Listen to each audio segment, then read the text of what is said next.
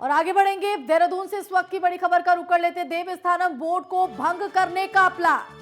तो सीएम पुष्कर सिंह धामी ने यह ऐलान किया है। तीर्थ पुरोहित लंबे वक्त से मांग कर रहे थे, आंदोलन कर रहे थे। हमारी सरकार ने चार धाम देवस्थानम प्रबंधन बोर्ड विधेयक को वापस लेने का फैसला लिया है। तो उत्तराखंड के सीएम पुष्कर सिंह धामी की तरफ से यह बड़ा ऐलान।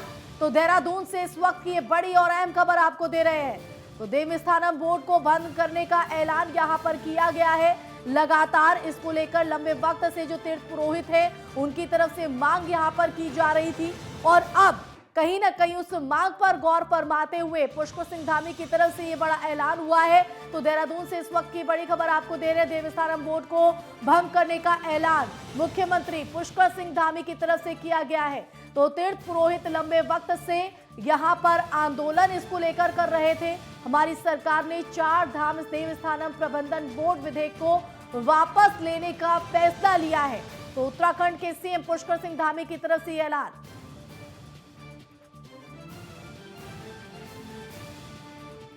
तो तीर्थ पुरोहित को लेकर ये लंबे वक्त से जो मांग है वो यहां पर की जा रही थी। अब लंबी लड़ाई के बाद और इसी पर ज्यादा जानकारी के लिए संवाददाता ज्ञानेंद्र तिवारी का हम रुख कर लेते हैं। ज्ञानेंद्र, एक लंबी लड़ाई तीर्थ पुरोहितों की तरफ से, लेकिन अब ये लड़ाई कहीं ना कहीं आखिरी पड़ाव पर, एक बड़ा ऐलान पुष्कर सिंह धामी की तरफ से। देखिए, देवस्थानम बोर्ड को गठन हुए 2 वर्ष हो गए थे और ऐसे में जिस तरीके से लगातार 2 वर्षों से तीर्थ पुरोहित इसको भंग करने की मांग कर रहे थे और लगातार चार धाम क्षेत्रों से लेके ऐसे में राजधानी तक जो प्रदर्शन है हमने देखा किस तरीके से तीर्थ पुरोहितों ने इसका विरोध किया और ऐसे में सरकार से लगातार उनकी यही मांग रही कि इसे भंग किया गया। समय समय पे जो इसको लेके जो कमेटियों का गठन हुआ और जिस तरीके से जो कमेटियों का गठन किया गया था, सरकार के समक्ष उन्होंने अपनी रिपोर्ट सौंपी और ऐसे में अब सरकार की तरफ से ये रुख किया गया। स्पष्ट रूप से सरकार ने इसे भंग करने का जो ऐलान है वो कर दिया गया है। आगामी दिनों में शीतकालीन सत्र होने हैं और जो देवस्थानम एक्ट है उसको इसमें वापस लेने का जो फैसला है वो सरकार करती हुई नजर आएगी। बहरहाल सीएम की तरफ से इसे वापस लेने का जो ऐलान है वो हो चुका है। काफी लंबे समय से इसका जो विरोध है हमने देखा किस तरीके से तीर्थ पुरोहितों ने किया और ऐसे में अगले वर्ष विधानसभा का चुनाव है, उसके ठीक पहले जिस तरीके से अगर हम देखें 4 दिसंबर को प्रधानमंत्री का देहरादून में एक जनसभा है, चुनावी रैली है और उसके ठीक पहले सरकार का ये रुख कहीं ना कहीं ये जरूरी भी था भाजपा के लिए आगामी विधानसभा चुनाव के मद्देनजर। और ऐसे में देखा जा रहा था कि किस तरीके से उत्तराखंड के अंदर ब्राह्मण समाज, तीर्थ पुरोहित समाज किस तरीके से लगातार जो है वो सरकार के विरोध में खड़ा होता चला जा रहा था। सरकार को ये लग रहा था कि ये मुद्दा कहीं ना कहीं चुनाव में उनके लिए मुसीबत न खड़ा कर दे और ऐसे में यही वजह है कि भाजपा की सरकार ने लेकिन अपने इस ऐलान के जरिए कहीं ना कहीं तीर्थ पुरोहितों को खुश करने की कोशिश सरकार की तरफ से अगर बात करें तीर्थ पुरोहित की, तो उनका क्या कुछ कहना है इस ऐलान के बाद? उनकी क्या कुछ प्रतिक्रियाएं सामने आ रही हैं ज्ञानेंद्र?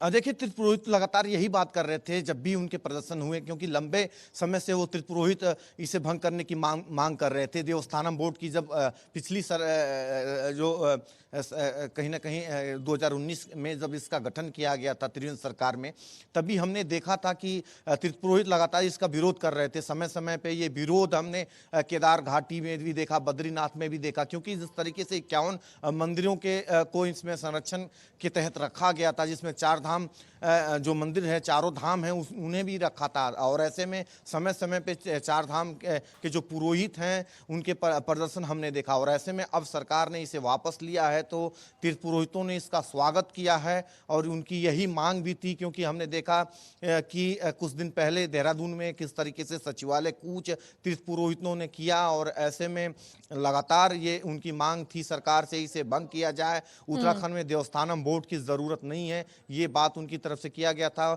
उनको ये चिंता थी कि सरकार उनके हक हकूकों का ध्यान इस बोर्ड के तहत नहीं रख रही है। हालांकि सरकार की तरफ से लगातार कोशिश की गई, उनके साथ कई बैठकें की, लेकिन तमाम जो पैतरे थे वो तीर्थ पुरोहितों को समझाने में कहीं ना कहीं विफल रहे और यही वजह है कि आखिरकार अब ये बड़ा फैसला, एक बड़ा ऐलान मुख्यमंत्री की तरफ से हुआ है। लेकिन इस ऐलान के साथ क्या माना जाए कि आने वाले विधानसभा चुनावों पर भी इस ऐलान का, इस फैसले का बड़ा प्रभाव पड़ेगा?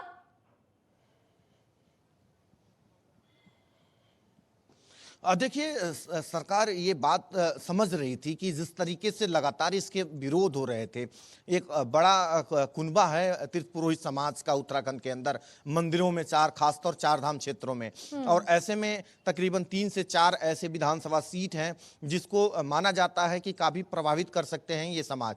और ऐसे में सरकार ये समझ रही थी, भाजपा इस बात को समझ रही थी कि आगामी चुनाव में इसका फर्क देखने को मिल सकता है, क्योंकि जिस तरीके से उत्तराखंड के अंदर कहीं ना कहीं हमने देखा है कि जो जातिवाद जो समीकरण है, ठाकुर ब्राह्मण के जो समीकरण है, उसमें कहीं ना कहीं ये मसला जो पुरोहितों का जो विरोध है, देवस्थानम बोर्ड का जो मामला था, ये ब्राह्मण समाज की नाराजगी साफ तौर पे हमने खैर अब देखा देखना है होगा किस कि तरीके से ऐलान के समय बाद समय उस पे, नाराजगी को, उस तीर्थ डैमेज को पुरोहितों के किस तरह माध्यम से सरकार कंट्रोल के किया प्रति जाता है, देखा क्योंकि गया था। विपक्ष भी लगातार इस मुद्दे को बुलाने की जुगत में था, लेकिन अब इस मुद्दे को भी खत्म कहीं ना कहीं सरकार की तरफ से कर दिया गया है। फिलहाल बहुत शुक्रिया ज्ञानेंद्र आपका जुड़ने के लिए, जानकारी देने के लिए। तो ये पुष्कर सिंह धामी की तरफ से बड़ा ऐलान है, तीर्थ पुरोहितों को कहीं ना कहीं खुश करने की कोशिश की गई है।